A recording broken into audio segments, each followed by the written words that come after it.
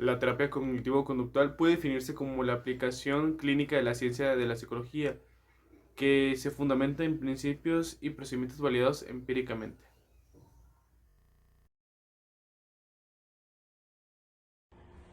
La terapia cognitivo-conductual aparece en la década de los 50 del siglo pasado. A principios del siglo XX, las personas se clasificaban de 4 maneras: gente normal, gente insata o loca, gente criminal y gente enferma. Un ámbito de intervención a la salud que trabaja con respuestas físicas, emocionales, cognitivas y conductuales desadaptadas de un carácter aprendido. El individuo tiene responsabilidad de los procesos que le afectan y puede ejercer control sobre ellos. Se caracteriza por ser una terapia de tiempo limitado en comparación con otras psicoterapias que son de un lapso largo. Se caracteriza por tener una naturaleza educativa o puede ser más o menos explícita. Posee en esencia un carácter autoevaluador durante todo el proceso. El surgimiento en Sudáfrica.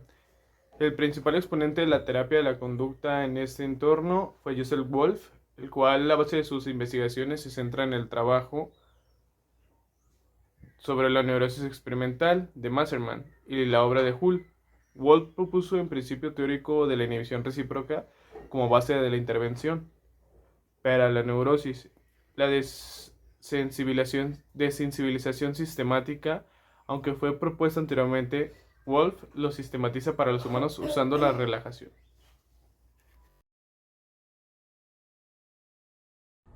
El surgimiento en Inglaterra. En los años 50 en el Reino Unido, un grupo de personas llevaban a cabo aplicaciones prácticas a principios de la teoría conductual. Usaron técnicas como la exposición, la aproximación sucesiva o las prácticas negativas. Este grupo de investigadores presentaron la aproximación neoconductista medicacional con énfasis en la metodología de investigación rigurosa. El surgimiento en los Estados Unidos de Norteamérica. La aparición de la terapia cognitivo resultó más difusa y gradual que los casos anteriores. El libro de la Science and Human Behavior de Skinner, como lo inició de la terapia conductual, Skinner descarta apelar a constructos emocionales mediadores. Él distinguió dos tipos de respuestas respondientes que provocan y operantes que emiten, y dos tipos de condicionamiento, el tipo E y el tipo R, en el que el reforzamiento correlaciona con una respuesta de tipo operante que tiene mayor relevancia a las que ocurren tras la respuesta.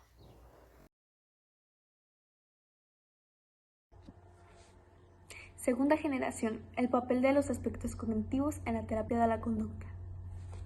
En torno a 1970 se inicia la fase de la apertura hacia los aspectos cognitivos y sociales. El aprendizaje social de Bandura. La aportación de Bandura plantea la posibilidad del aprendizaje a través de la imitación o la observación, como forma de superar las limitaciones establecidas por la forma experimental de la adquisición de los comportamientos. Su teoría cognitiva social refleja la contribución de los procesos cognitivos de pensamiento de la emoción y la conducta humana. Bandura formula el principio del determinismo recíproco. ¿Qué es esto? La existencia de la influencia recíproca entre el comportamiento y el medio, mediada en los procesos cognitivos del individuo.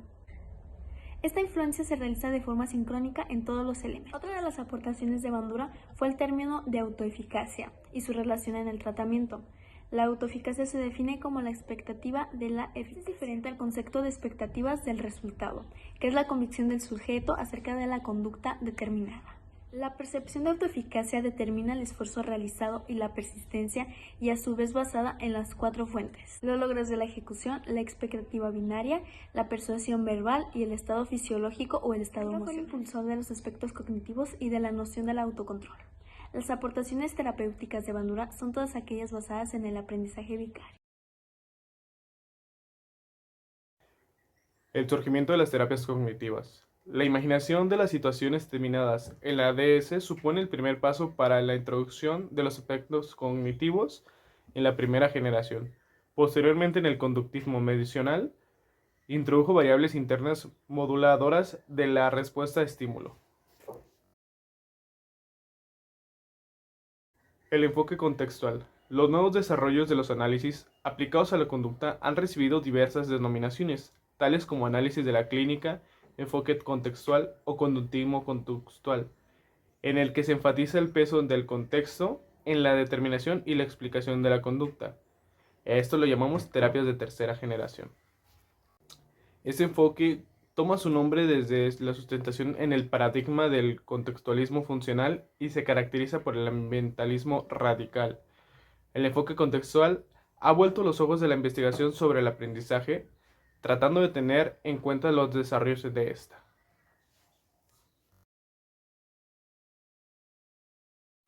Sechenov fue precursor de las posturas conductistas, posteriores al cambiar la neurofisiología y psicología en los reflejos.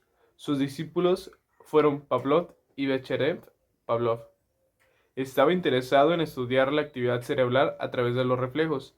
Se considera un estímulo neutral aquel que no produce ninguna respuesta sobre el organismo que se está investigando. Esto para asegurarse de que ello presenta repetidamente hasta que es ignorado. Si el estímulo neutro se presenta junto a un él, se convierte en un ese. Pavlov utilizó términos condicional, no el término condicionado, para referirse a los productos del condicionamiento, siendo el término condicionamiento errores en las traducciones. El conexionismo de Edward Thorndike. Thorndike ha sido el conductista no pavloviano americano más influyente del siglo XX, criticado por Watson por alusiones a estados subjetivos del organismo. Thorndike utilizó métodos objetivos y rechazó los estudios de los procesos mentales y de la conciencia, centrándose en la adquisición de respuestas inexistenciales en el organismo. Thorndike y Pavlov tenían diferentes conceptos en el reflejo estímulo-respuesta, aunque ambos explicaban la aproximación. La ley de efecto establecía que las situaciones seguidas de satisfacción asociadas a la situación aumentaban la posibilidad de ocurrir. Posteriormente matizó esta ley comprobando que el castigo no debilitaba la conducta, y se retractó de la ley práctica considerando que la repetición es un simple facilitador, pero no es esencial. El conductismo de Watson. John B. Watson comenzó con la revolución conductista en contra del estructuralismo y el funcionalismo, obviando incluso el estudio de las respuestas fisiológicas. El conductismo, término acuñado por él, debido a ser objetivo y tener los siguientes principios. 1. El objetivo de la psicología es la conducta manifiesta, estímulo-respuesta. Rechazo de la conciencia igual a alma. 2. La metodología de la experimentación animal como método objetivo en la psicología. 3. El conductismo supone una ruptura con las corrientes anteriores, que no describen la conducta en términos observables. Y 4. Conducta explicada en términos estímulo-respuesta del sistema nervioso.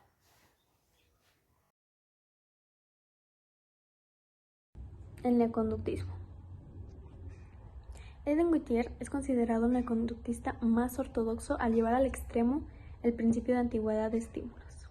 Clark Hume planteó la construcción de una ley formal de la conducta, creyendo haber encontrado la ley fundamental del aprendizaje como principio básico de toda la ciencia. Su teoría unifactorial del aprendizaje defendía que el refuerzo y no la continuidad era un fundamento básico para el aprendizaje.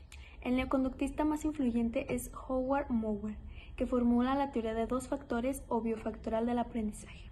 Mantiene la existencia de dos tipos de aprendizaje: el aprendizaje por señas de contigüidad y el aprendizaje de soluciones por reforzamiento. Otra de las aportaciones fueron la aplicación de la práctica negativa para eliminar las conductas indeseables, como los tics o los tartamudeos, los trabajos de Max sobre la desviación sexual o la terapia de reflejo condicionado de Salter. Skinner y el condicionamiento operante. Skinner, psicólogo más influyente del siglo XX, introdujo por primera vez el término terapia de conducta en la literatura psicológica.